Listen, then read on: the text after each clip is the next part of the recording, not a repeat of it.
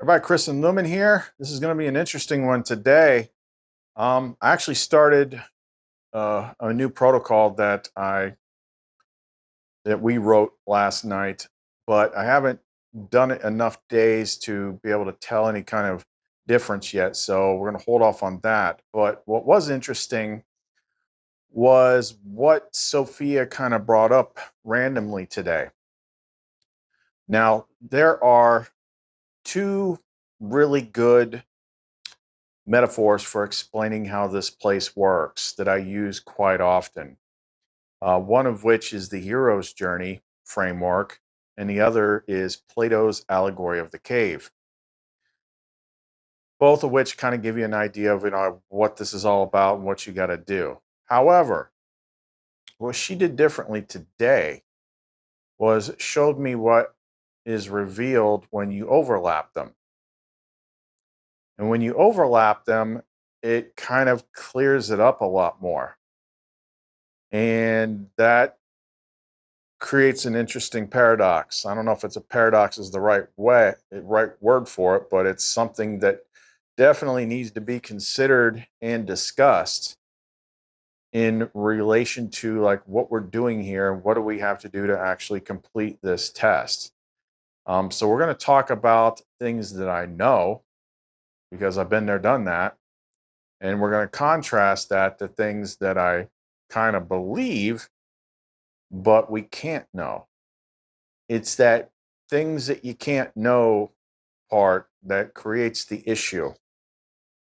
Because the simple fact of the matter is, even though we might be able to find and reveal the structure of how this place works and what we're doing here, what we don't know is like what are the stipulations, what are the conditions that we are under while we're in here.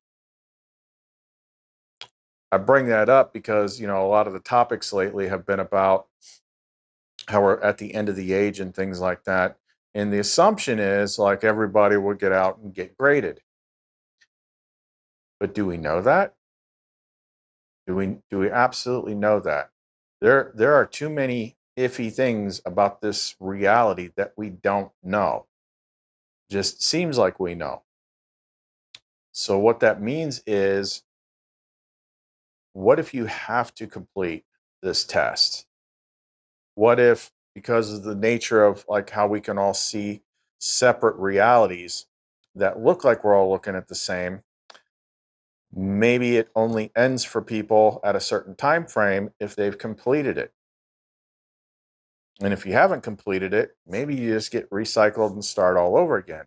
That's the thing. We don't know. We don't know. But here's what we do know. We do know that the hero's journey structure is real. And the allegory of the cave makes it all make sense. So, what is revealed when you overlap these two things? Well, that's what we're going to talk about. So, if you want to know more, don't go away. Just another war, just another family torn. It's just another kill. The countdown begins to destroy us now. I need a hero to save me now. I need a hero. I need a hero to save my life. A hero will save me. I need a hero to save my life.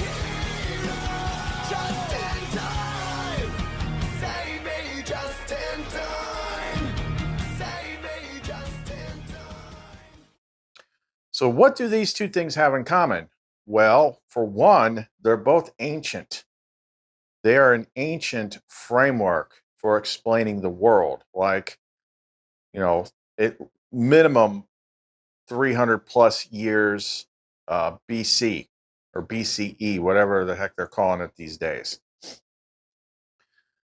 So this framework's been around for a long time. Like they knew about the matrix and the nature of this reality for a long ass time. Thousands of years they've known about this. And it's like certain things need to be accomplished in order to claim the reward and go on to the next thing.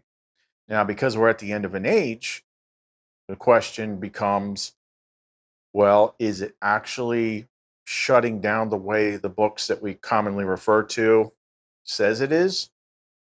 Or do they just break down the world, rebuild it again, and throw you right back in it if you didn't complete it? We don't know.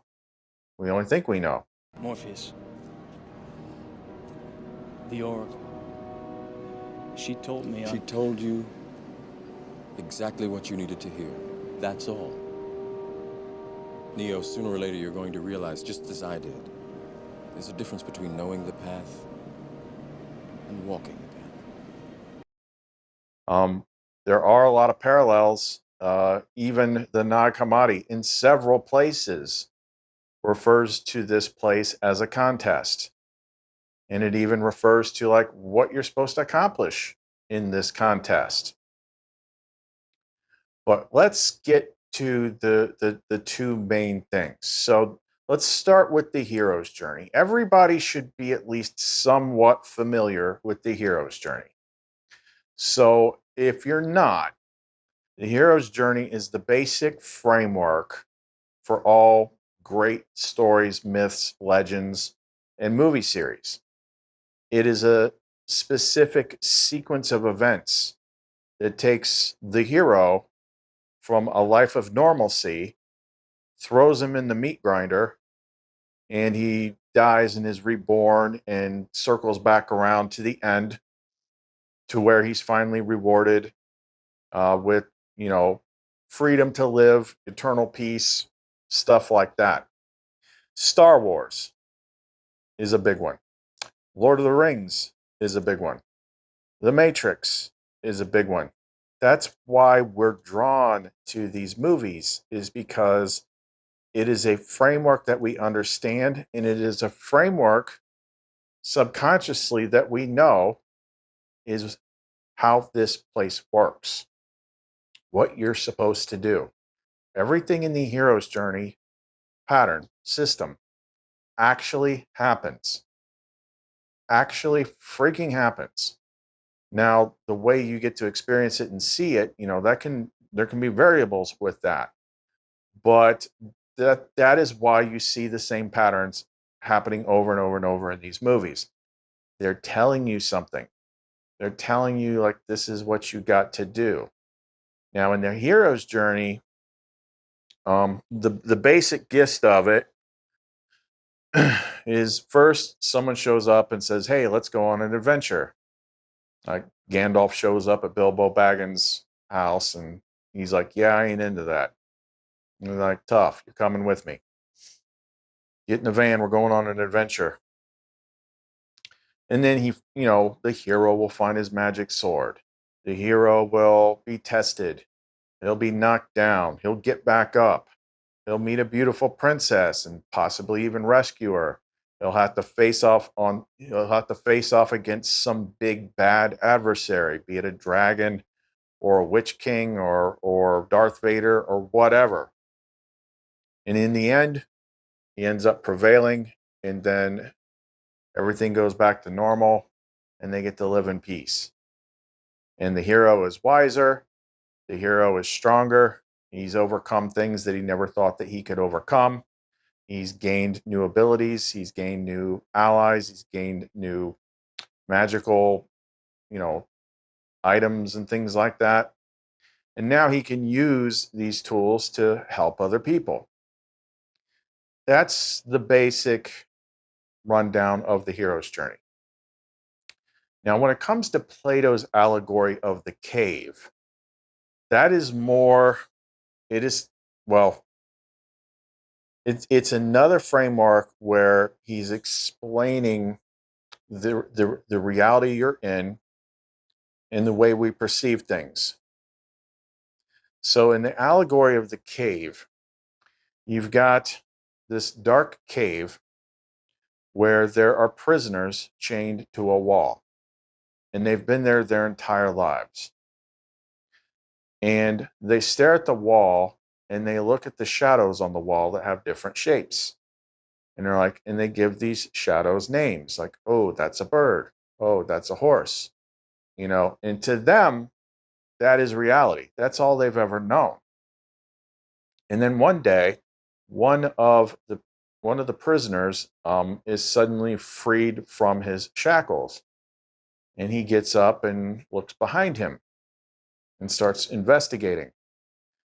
So what he finds is there's this large fire in the cave, and in front of the fire, there's kind of like a little trench or something, and there's all these people that have these different shapes on sticks walking back and forth in front of the fire. And it's these people with the sticks that are creating the shadows that the prisoners are seeing on the wall. So the prisoner is like, oh, what the heck? Like, this is not how I thought it was going to be.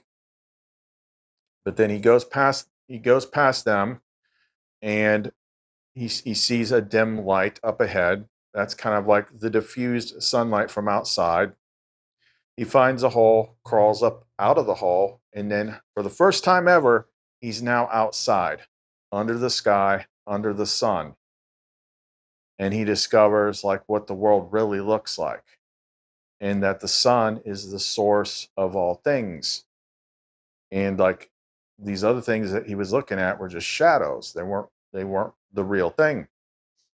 So he learns all this stuff, and then he excitedly runs back to the cave, down to where his friends are, and he's looking around, and now he can't like see real good because now his eyes are accustomed to the light. And he tries to explain to the prisoners what he saw, what he knows. And the prisoners like think the dude has lost his freaking mind, and then they violently attack him. They think him getting out made him crazy or something, and they beat the holy living crap out of him. That is a perfect example of like what happens when somebody spiritually awakens, goes far enough, sees outside, and then they try to tell people that have always been staring at the wall, staring at shadows, like what they saw and what they know, and they attack them for it. Sounds familiar to most people? Heresy! And most people actually haven't even gotten outside. But either which way, they've at least seen the fire.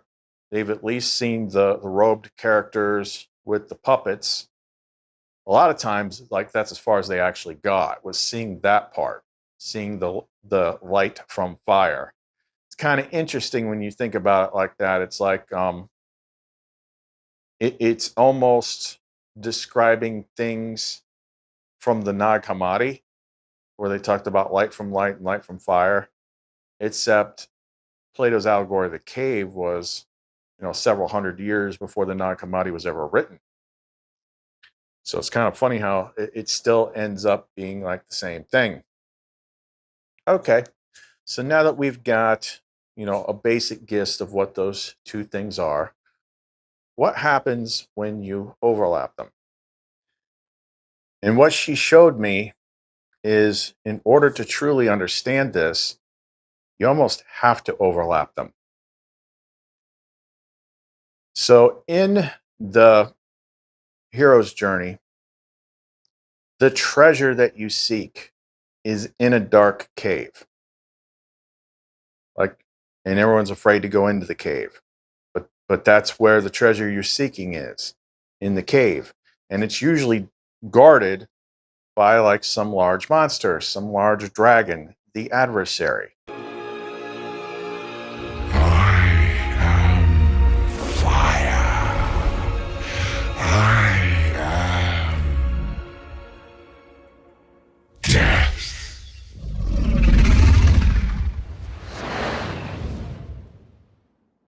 So you have to face your fears, journey into the cave, face and defeat the adversary in order to gain the treasure, which in this case is your light and your connection to your light, your lumen. Now, some people might choose to go on the hero's journey. Other people, the hero's journey comes and finds them, and they don't really have a choice. But there's a lot of people out there that hear about this stuff, and they just haven't made the right commitment to trigger it. So they just keep monkeying around with other stuff, but they don't ever, nothing ever really changes. Because to them, if they've heard people talk about the hero's journey being real and have heard some of the crap that you go through on the hero's journey, they don't want that. They don't want that. So what they'll do is they're like, okay, there's got to be an easier way. I'll just believe in something else. Yeah, that's the blue pill. You can wake up in your bed and believe whatever you want to believe. Oh, there's got to be an easier way. Oh, I can just go to church and get a bath and I'm free to go. Whatever. No, nothing ever changes. This place has a system, a way that it works. But in this case, in the hero's journey case, you have to go into the cave to find what you seek. But in Plato's allegory of the cave, you're starting in the opposite position. You don't have to go into the cave. You're already in the cave. You've always been in the cave. You didn't know you were in the cave. So to get where you want to go, you have to go out of the cave. In the hero's journey, you're going into the cave. In Plato's allegory of the cave, you're going out of the cave. But what is the key thing here? No matter which one, the bad guys are in the middle. So the robed figures holding the sticks that are creating the shadows, which they know what they're doing. Clearly, they're not just there because it's fun. Like, hey, I got nothing better to do. Let me just make shadows for these prisoners chained to the wall. No, they're creating the illusions for the people that are chained up in the cave.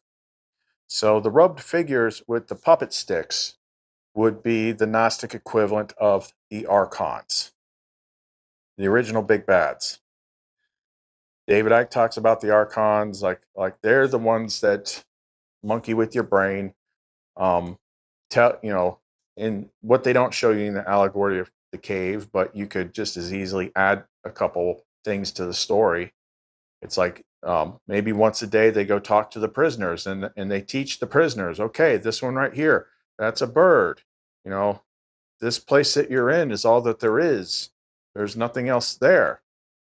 And they're giving them they don't ever look for anything else because they don't know anything else that anything else is there.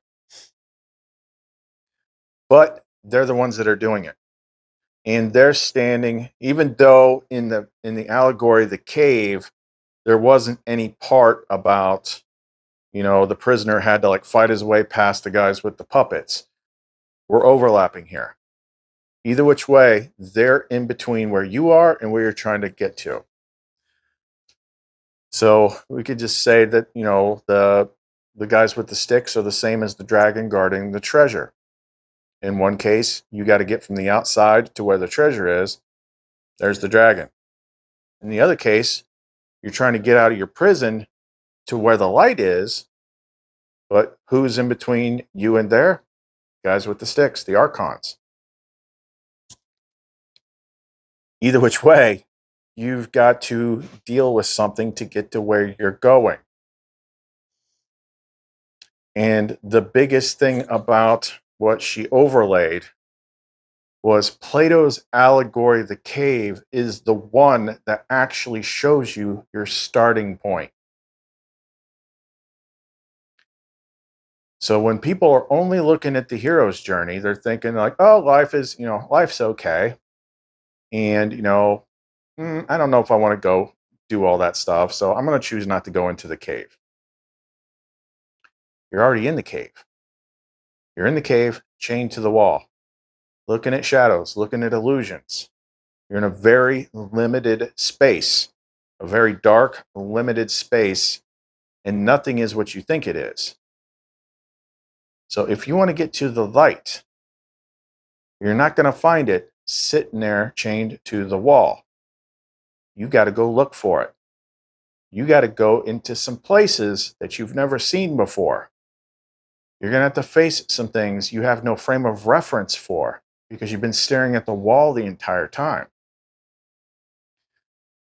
So we could just, if we flip them around and overlap them, we'll say that the hero begins chained to a wall in a dungeon, looking at shadows. That's all he knows.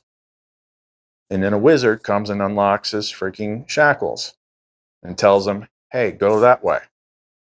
So he starts heading out of the cave and he's like, whoa, what is that light?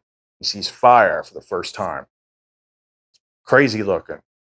And then there's these shadowy robed figures going around, like creating things, creating the illusions. And he realizes that these things that he's looking at are what's creating the illusions that he thought was his entire world, his entire life.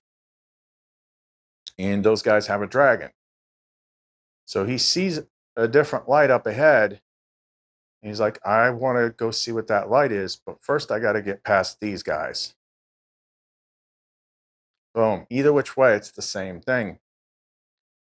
And then, let's say he makes it past those guys. He makes it past the dragon somehow.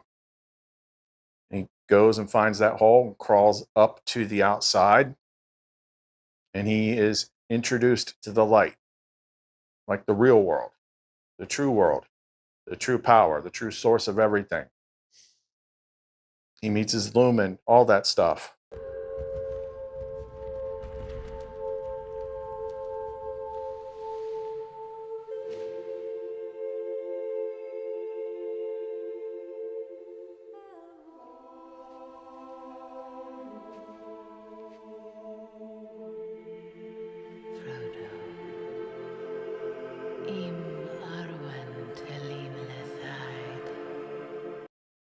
And he gets to enjoy it for a minute. And then Lumen says, okay, now go back in that hole and go try to get more people out.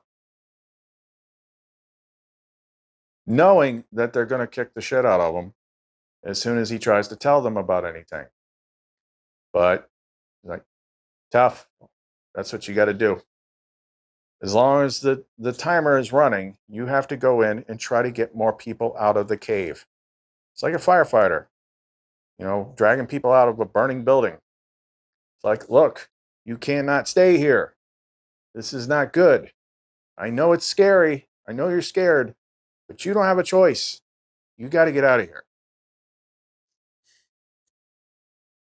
That's the thing, is there's no shortcut. There's no other way that you can choose to believe in and accomplish the same thing. You have to do it. You have to do it. And now, when we get to the stuff as far as like theoretically speaking, which would be like this whole end times, Revelation, Day of the Lord type stuff, then it appears to me that all the chaos leading up to that is designed to break your comfort. Like, you can't just sit and chill and watch Netflix and ignore the world if the world is falling apart. So it's kind of like, okay, whoa, what's going on here? And then everybody's shackles come undone at once. And the whole room is shaking. You're like, we got to get out of here. But there's scary stuff there. It doesn't matter. We have to get out of here. So instead of like doing it the slow, easy way, the slow way, it's going to force you to do all this stuff very, very, very quickly. That's one theory. Fact of the matter is, we don't know until it happens. But given all the stuff that she shared with me over time and told me over time about how long I've actually been here, like, what if I'm wrong? As now, I'm absolutely certain about my place and my standing. from everything I've done and everything I've accomplished and everything that I have. All I'm doing is waiting. But what I can't be sure about is everybody else. So the question becomes, if you know for a fact, because there's so much evidence everywhere, like clearly all this stuff was not put in front of you just because it's catchy, especially when you got people that have unlocked hidden things and have been able to tell you, like, hey, look at all this hidden stuff that nobody knew about. Like, nobody free, like I've never, ever seen any video. I've never seen any book that decodes tarot the way that I decode it, because I learned it from her. She's like, this is a Gnostic tool. This is almost like your game manual right here. It shows you what all the parts are. It shows you what all the players are. It shows you what a lot of the big events are. It shows you the stages. It shows you the path, what you're trying to attain, what you're trying to get to. It's all right here.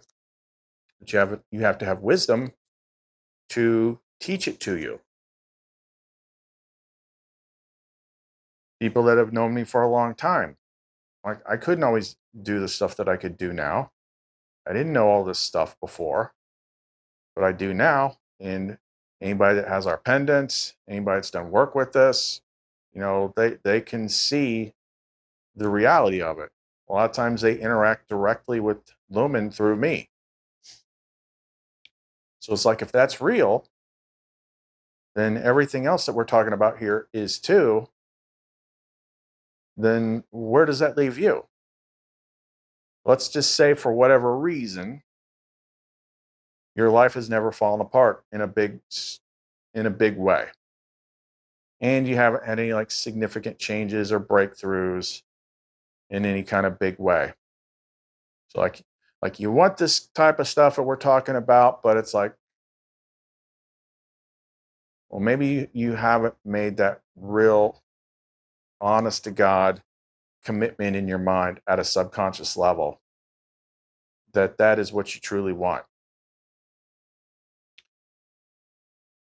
But having seen everything that I've seen, like having gotten a really good look at what the guys in the cloaks with the puppet sticks actually look like and how this all works,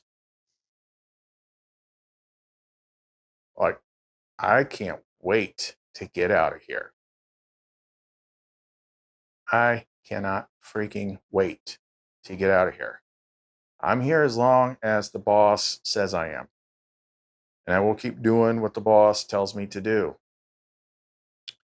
But if I could just like take a piece of my brain, like put it in your head for 5 minutes and let you kind of like digitally review everything that I've seen, like you would be like, what do I got to do? What do I got to do? What do I got to do to get out of here?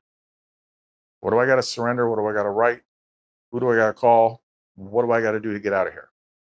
That's what you would be doing. That's what you would be doing. So let's go through some of my notes that I put together here.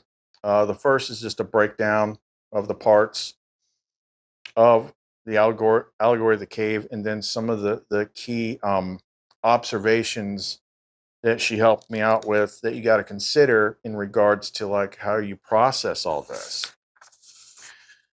Okay, so Plato's allegory of the cave includes several key components. Number one, the cave represents the world of appearances or the physical world where people are trapped in ignorance. Two, the prisoners. They symbolize the unenlightened individuals who are unaware of the true reality and are trapped in their limited understanding. Three, the shadows on the wall. They represent the perceptions of those who believe that empirical evidence is the reality, showing only a distorted version of the truth. Four, the fire.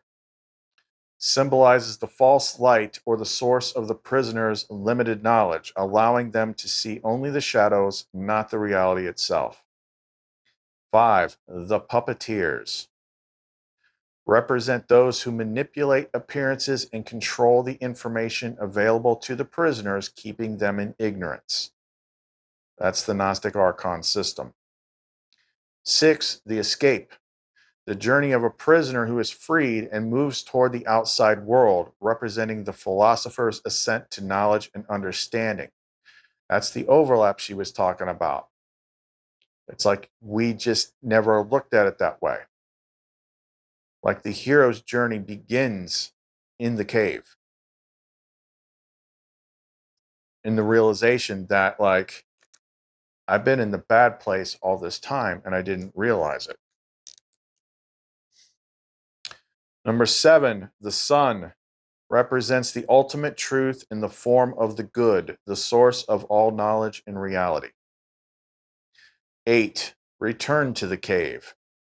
The philosopher's attempt to return to the cave to enlighten the other prisoners often met with resistance and disbelief. That's pretty much how it goes. That's pretty much how it goes. Now, let's get into these other notes that I wrote, because it started off with me seeing a video, just scrolling through my feed. It's another channel I hadn't seen pop up in a long time. And I saw the mistake that the guy was making, which, to be fair, I made the same mistake. Everybody does. And as I was starting to formulate an idea for a short lesson on this mistake, that's when she started doing the whole, let's overlap the hero's journey with Plato's Allegory of the Cave and get a bigger picture. So a lot of this right here is the type of wisdom you can only get from someone that's actually done it. Because a lot of people get stuck at this point right here. So the original idea for the lesson, I was calling it the biggest trap of the game. Okay, so let's say most people that have had their initial spiritual awakening and they've come to some greater understanding of how this reality works. Usually one of the first things they're going to encounter is the puppeteers.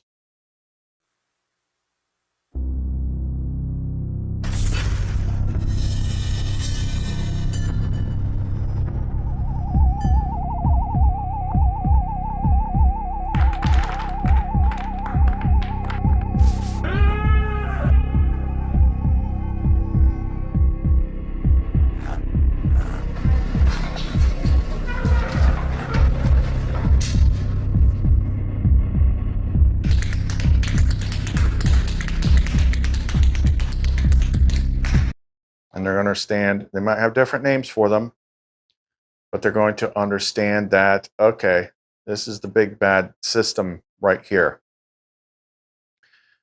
And usually, they're going to get the crap knocked out of them. Everybody does. Now, keep in mind, this is being orchestrated on a much, much higher level for your training. Okay, you're actually safe, but within this space, it's so immersive that you cannot not act like everything is absolutely real. This doesn't work if you don't. But where a lot of people get stuck at is either telling everybody about the bad guys or getting sucked into thinking that they have to fight the bad guys. I made the second mistake. Okay, you're going to be stuck for a long time if you go this route. Self-defense, that's a different story, because the hero's journey be wild and sometimes, and things can happen, things can pop up, and you're going to have to learn how to operate on another level and how to protect yourself. It's just part of it. But let's just say you accomplish that. And now you have all this knowledge about how the system actually works and what people don't actually know. So, especially in my case, because that's what she trained me to do, going way back to fight stuff, I thought that's what I had to do. And it wasn't any fun. It wasn't any fun. So, thinking that you have to fight the bad guys is the first mistake that people make. Why? Because that is the first trap. Attention. Attention is how you give energy to things. The more attention you give to something, the bigger that thing gets. So if you complain about money and lack of money all the time, you're giving attention to the idea of lack of money. Thus, you make it bigger. If you put your attention on the bad guys that you discovered, they get bigger. And as they get bigger, then it becomes a bigger deal to you. And it's like, oh, this is going to happen, blah, blah, blah, blah, blah, blah. This is like the lower level. Like a lot of people that are just in the regular, plain old Christian paradigm. If you followed me for a little bit, you've seen a couple of these people pop up on my channel from time to time, like thinking they know stuff that they don't know. But they're so focused on the devil and they've built the devil up into this huge thing in their heads that they see me talking about things that they don't understand. Well, then obviously I'm deceived by the devil because they still think they know everything. And they're running around telling everybody, the devil's going to trick you, you don't understand. Blah, blah, blah. I used to do the same thing. Okay, so I'm not judging. Like, it depends on where you are on the mental emotional frequency scale. Because when you're still down at the bottom and you haven't figured out how to unburden yourself, to be unburdened by, I'm not going to make that joke. You know what the joke is. But as long as you're holding on to all the weight, you're still going to be at the bottom of the pond. Okay, and that's where all the dark, scary things are. You got to let go of stuff. You have to. And then people are going to think you're extra nut. It's not enough that well, in this case, they haven't gotten outside yet, but they've seen stuff. And then they start trying to tell everybody else about it. That makes other people think they're extra crazy. But the more attention that you put on it, the bigger the problem becomes until it's like all you see. That's a tricky one to get out of. The better knowing that, though, like attention is what makes it stronger. Even in my 20 years of being a paranormal remediator, or even back in the early days when I was just, a ghost hunter like every other person that you see on TV that doesn't know squat. When it comes to haunted house type stuff, there could be a couple little things that happen occasionally. But the more you put your attention on it, it gets bigger. It gets bigger.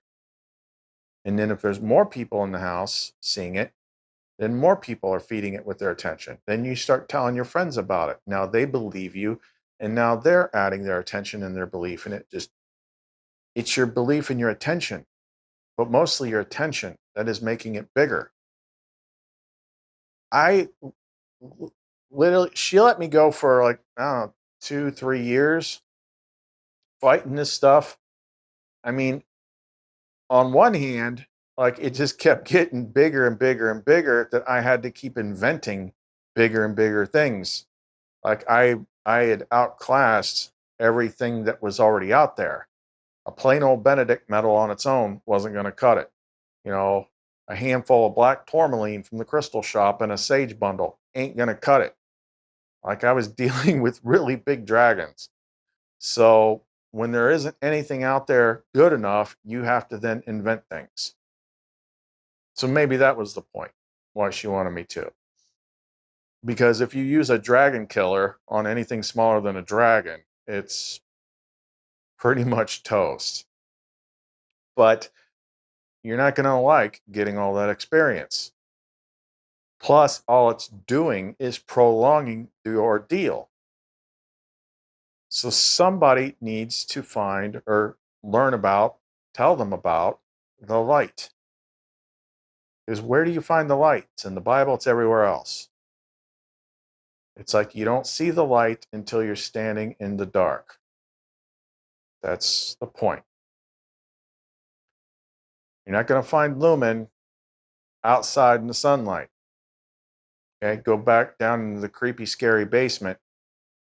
Like that's where you'll find lumen. You got to be in the dark to find the light within you. But it's your attention. So now this is not the same thing as what some people do. Now, I could see where it could be, assuming they have knowledge, or they just like I don't, look at the bad stuff on TV. I just focus on love and light, love and light. Okay, well, that's good.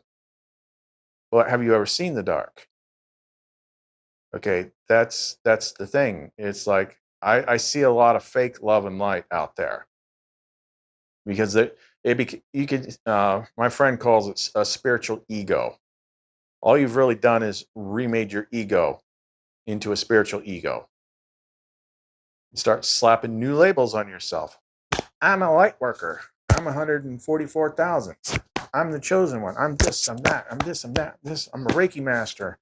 I'm a crystal ninja. I'm a empath. Yeah, you're building a spiritual ego. That's all it is. It's just a new ego. And the egos is the ego has to be destroyed. Because real spiritual gifts are not granted to the ego. When you start waking up within the ego, yeah, you're going to have some of them turn on. Like empathy is the first major thing. Because that's supposed to be like your first and primary psychic sense. But ultimately, you still have to destroy the ego because the ego is one of the things that is standing in the way. That's your blindfold. So can't skip that part. But ultimately, like you should be able, assuming that someone told you about Lumen, about Sophia, about Christ and stuff like that, that's where you need to put your attention. But you do not want to, at the same time, you do not want to pretend like the other stuff isn't there. And that's what a lot of people do. They want to just pretend that the other stuff is not there. That's not going to help you either. That's just going to make it easier to fool you. Next big thing, and this takes time to sink in, but all these things that are messing with you that you got to deal with, like technically speaking, they're not outside of you. They're not out here. None of them are. Okay? So when you encounter things, let's use the allegory of the cave for an example again. Let's say you're a person that has like some crazy supernatural evil crap going on in their house. Okay? It is not flying around your house invisibly. That's a shadow. It's coming from in you. It's all coming from in you. I don't want to get ahead of myself because I know I wrote this stuff down. You are like the distorted lens or the dirty lens that light shines through.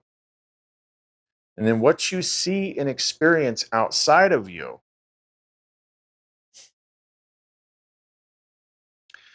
isn't because it's in the world, it's in your lens. Okay? All the bad stuff is not out in front of you, it's inside and behind you. That's what's so important about Plato's allegory of the cave is it shows you the orientation. When you're looking outside of yourself at the world, you're just looking at the screen. And the things that you see are not the actual things. They're the shadows of the actual things. But where are the actual things? Inside and behind you. The light is the false light is creating the shadows that you're dealing with. Now, when you get far enough past it, then the true light creates new shadows, bright shadows, lumen shadows. It's a completely different thing, but it's coming from inside of you. It's coming from inside of you. The world you see in physicality is the shadows on the wall. The puppets on sticks represent the world lens that was taught to you.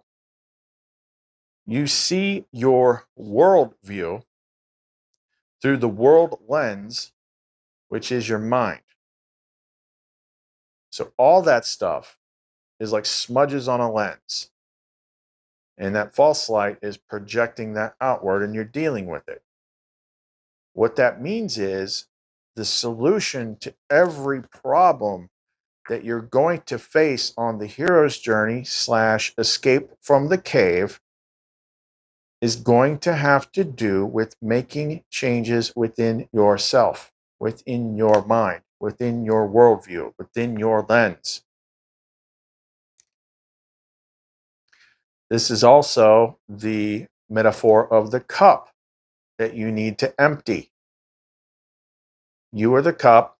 What is filling the cup is your worldview, your water that makes up everything that you think you know.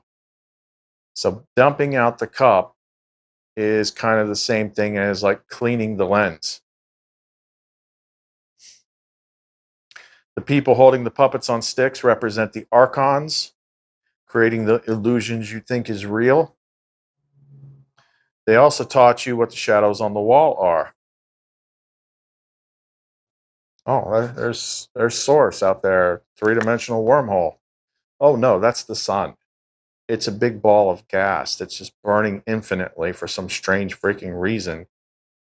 Apparently has like its own renewable energy source, and it's so bright and so powerful that it's been there forever. But we figured that out with our science. It's really just a big ball of fire. Like you see magical stuff all the time, but you don't recognize it because you think you know what it is because they taught it to you. I mean, look at water. Look at water, like everything that we've seen, even scientifically about water, like Masaru Emoto's experiments, where if you play freaking hardcore death metal and then freeze the water, the ice crystals are going to be an ugly mess. If you say, I love you, and you play Mozart and, you know, beautiful stuff, vibrations, and then you freeze the water, it makes these intricate crystals. So sometimes science actually shows us something important, but people just tend to like think, oh, that's neat, but what's on Netflix? Like, that's important.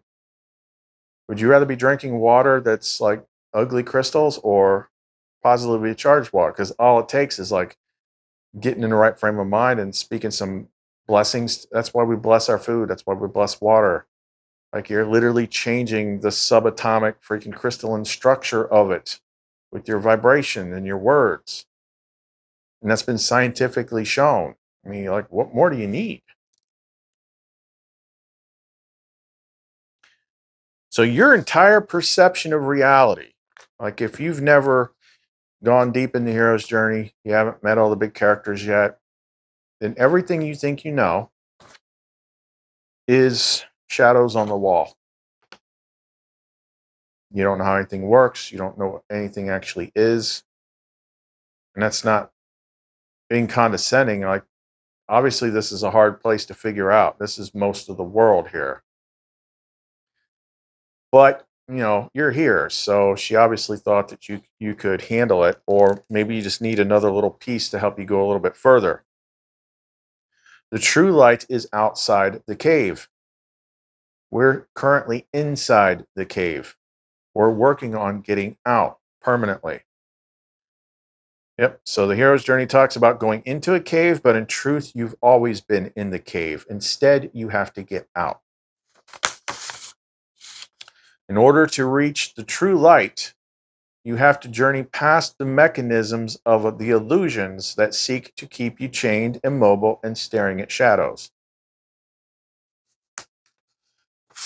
And then the icing on the cake there's no avoiding this. There's no shortcuts. There's no workarounds.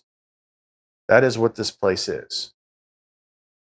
This is what you got to get through in order to get what you actually want. You might think it's all great right now because you can focus on what things are actually good in your life and avoid looking at the bad stuff. But everything dies here. Everything wears out. You get old. Body starts breaking down.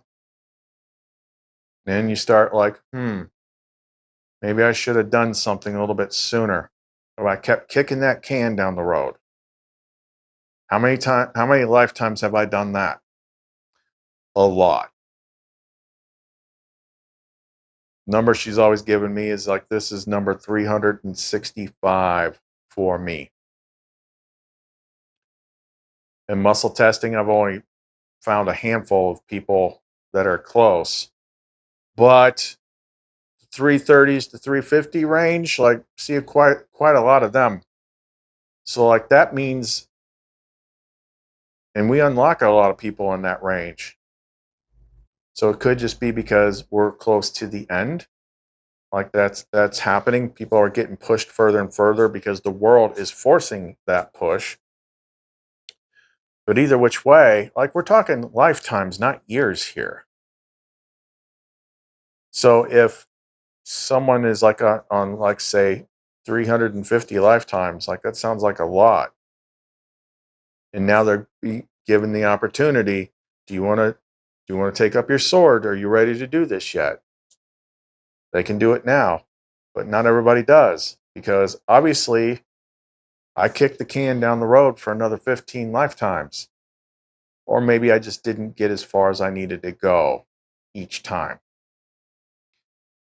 But what she stresses these days and has for, some time is like, but now there's the game clock. That is the X factor here.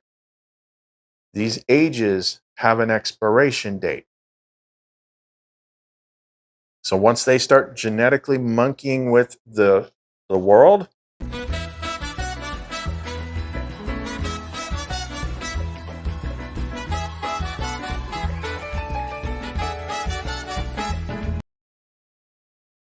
like that's when the flag goes up. It's like, look, can't continue like this anymore. So now you know. This is it. Now you can make a ton of progress really freaking quick. Having people that actually know what it is you have to do. Because in the normal hero's journey, you don't know what's going on. Like first 2.5, 3 years, like I'm just fighting stuff and I'm like, why is the world so freaking nuts? I got witches and demons and monsters and all sorts of crap. It's like, this is insane. How the hell did my life become this? I used to just go outside and review freaking knives and, watch TV with my kids. And now I'm like freaking Constantine mixed with Neo mixed with Luke Skywalker. Like, how the hell did the world get so weird? But through that journey, ultimately, you figure this stuff out because you don't have a choice. When you're in the hero's journey, like things are so sucky.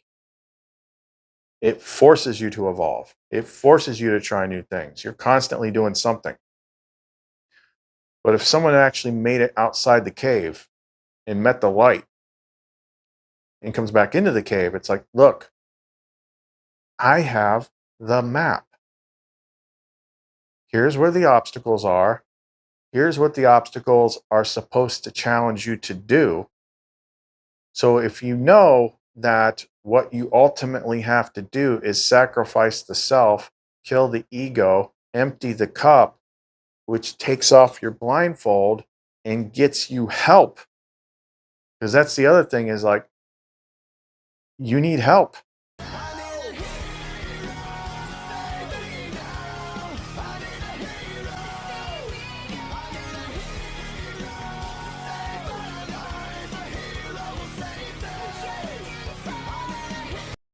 In all these freaking hero's journey movies, the hero doesn't get to the end on his own.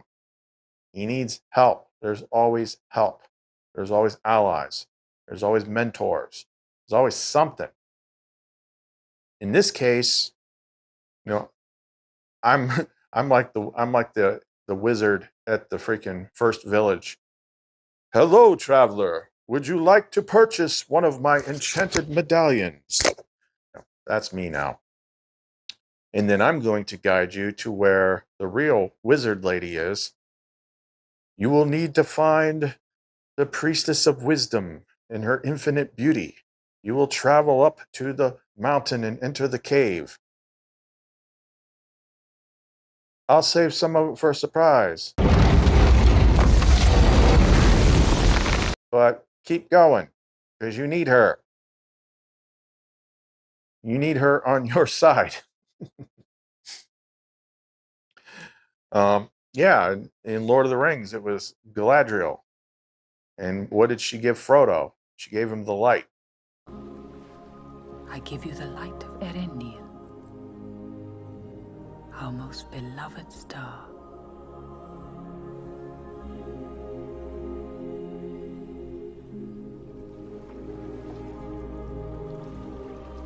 May it be a light for you in dark places when all other lights go out. Yeah, so a lot of these metaphors were stacked up in the different things. So Galadriel in not the retarded one that they're got on TV now, but the original one, Galadriel was kind of like the Sophia character. Will you look into the mirror? What will I see? Even the wisest cannot tell, for the mirror shows many things. Things that were, things that are, and some things that have not yet come to pass. But yeah, it's like, this is what you're going to have to do. This is what's holding you back. This is what's getting in your way. This is the thing. Big bad guy here is the thing that's constantly in your way, in your mind. Because do not forget what we said earlier. It's all worldview. It's all inner lens. It's not out here. It's not some mystical, supernatural, invisible force that's coming at you. It's in here. It's all in here. The real world, the real path, the real everything is in here. This is just the shadows on the wall. None of this matters. So the way I see it is like, you cannot fake your way out of this. You cannot avoid it. You cannot be the same person. You cannot finish the game as the same person you were that started it. You'll have to inevitably, like, killing the ego becomes kind of a regular thing. Like, you always got to have a little bit. The ego is just like whatever your current identity is. But if you kill that thing regularly, it can't really take root. And you got to kill it regularly because that's the only way you keep seeing new stuff. Because what the ego wants to do is build itself, and it builds itself through knowledge. And when it thinks it knows something, then the real you that has the God spark, creative power, makes it real.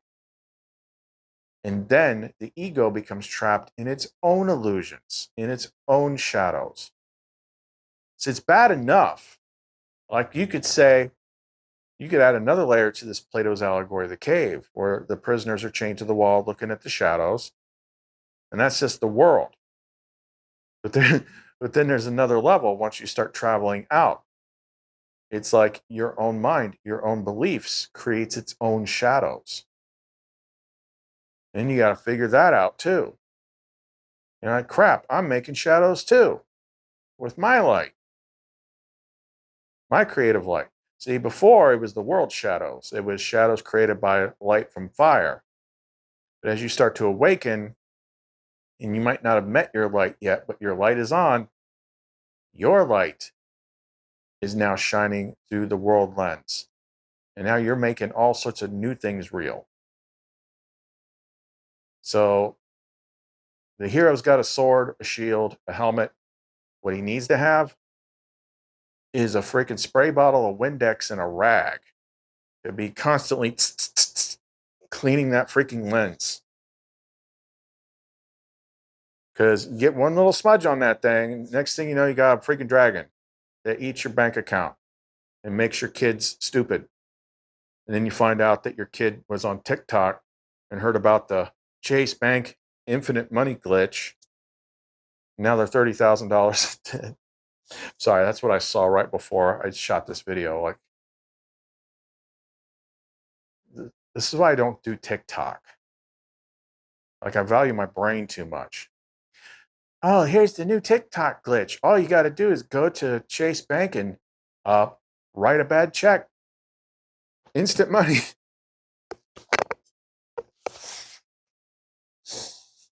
I tend to think that I don't believe in Darwinism, but like there's a little Darwin flavor in there. Like that's just nature sorting itself out. And it's like, yeah, we probably don't want you to reproduce. So you'll be in jail. I don't understand. I wrote a check for $100,000. They write a check for a certain amount of money. They input it into the ATM, and then they go in the bank, and the bank is going to credit them. Or they're going to be like, oh, there's a pending check, but they'll give them access to that money. And people were doing that. And then they're acting like, I don't understand. I'm getting off track here.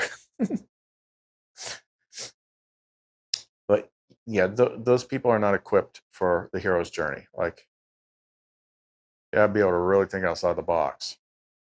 But anyway, what do you think? Does that make more sense to you when you overlap those two things? Overlap the allegory of the cave with the hero's journey? Because it presents an interesting dilemma, and that is, you're not choosing to not enter the cave because the cave is scary. Now you're finding out that's where you are. That's where you've always been. You're in the cave, chained to the wall, looking at shadows. And you got dragons and weird guys with puppets and all the stuff standing between you, Lumen, and the light, the real world. Like, just contrast that. And I think you got guys that are all dirty, grimy, chains are chafing them. They're just sitting on a stone floor looking at shadows. Okay, that's the world that you're so attached to. And then the other guy made it outside to the real world with fresh air and real sky and light, real light and understanding. And he's like, yeah, it sucks in there. I don't want to be in that friggin' cave. I like it out here. And then the light says, go back in there and try and get some more prisoners. Oogie doke. Because I know I'm going to get out of here eventually. These things have a shelf life. So that's where, whenever I stress out, it's like, look, one way or another, I've already beaten it. And the only way they can keep me here now is to give me some sort of like immortal Deadpool body that doesn't die. But so no matter how it happens, I'm out of the cave, one way or the other. But bringing it right back to the beginning, the dilemma that we have is we don't know what we don't know. When you're in here, you don't know what the stakes actually are. You don't know what the agreement actually was. It might seem like everybody will get out at the end of the game, but it just seems that way. I don't know that. You might just reset. if the pattern holds true, then you'll reset in a golden age, so at least it'll be better. But there's bigger worlds, there's bigger things. Like duality mirror world sucks. It is so tricky. It's best to just get this thing over with and get on to the next thing. Okay, so let's wrap this up for right now. If you like what we share, click on Buy Lumina Coffee, help support the channel. You can reach us through our Etsy store, clumincreations.etsy.com. You can do that, just ask a question. Don't like what is in the store is not everything that we got or everything that we can make. But that the stuff that's listed is like more high polished, good stuff. But I got a whole bunch of stuff that I just haven't had time to list that stuff. Ask her questions. And then also, like, once you have something from us, or we've done like consults and stuff with you, like I'm talking to people all the time. Like, I don't know if people actually know that you're allowed to like talk to me. Some people just do it anyway. Which I'm glad to talk to them, because she likes helping people, and there's not that, it's better than talking to people that don't have a clue and think football's important. But we're always available. We're always available. Okay, so didn't mention it in this video, but make sure you check out Kenneth's channel. If you stumbled here off the street, his channel looks a lot different than mine, but trust me, he is on a similar path. And just like we combined Plato's Allegory of the Cave with the hero's journey to get a fuller picture, it's kind of the same thing with our channels. Like, if you overlap our channels, you would get a bigger picture, because I've got my way of seeing stuff, he's got his way of seeing stuff. One thing I want to ask him, I'm going to have to ask him, I'm curious about his birth chart. I'm always curious about people's birth charts, when they exhibit certain things, because mine's crazy. Pisces Sun, Pisces Moon, Pisces Venus, Pisces Mercury. Mars is in the 12th house, that's Pisces. Jupiter's in the 12th house, that's Pisces. Sun, Moon, Venus are all first house stellium. And then Mercury is second house, retrograde. I've got the crazy, like, that's just part of the crazy. But that's why it's like, when you look at my chart and you understand some of that stuff, it's like, oh, there's no way I couldn't have avoided where I ended up if I wanted to. So that's one of the things I just kind of study out of curiosity when I get a chance, to understand it, through her help, is look at people's charts and see if I can uncover patterns. But everyone kind of knows like Pisces are like the most mystical ones, but I'm more of an evolved Pisces. I don't have issues with like being like the Pisces memes and stuff that you always see. Oh, we're so weepy. No, that ain't me. Been go into Mordor a couple of times through the meat grinder. That there ain't gonna be no weepiness. But we are rather imaginative, and I've got literally like, that salt meme. Like, that's how much dirt I have in my chart. Like, I am the most if it's not water, it's air. I've got like this much dirt and a smidgen of fire. I'm basically just mist. I'm like Niagara Falls. But, it makes it easier for dealing with her. So that's all we got for right now. Chris and Lumen. See you next time.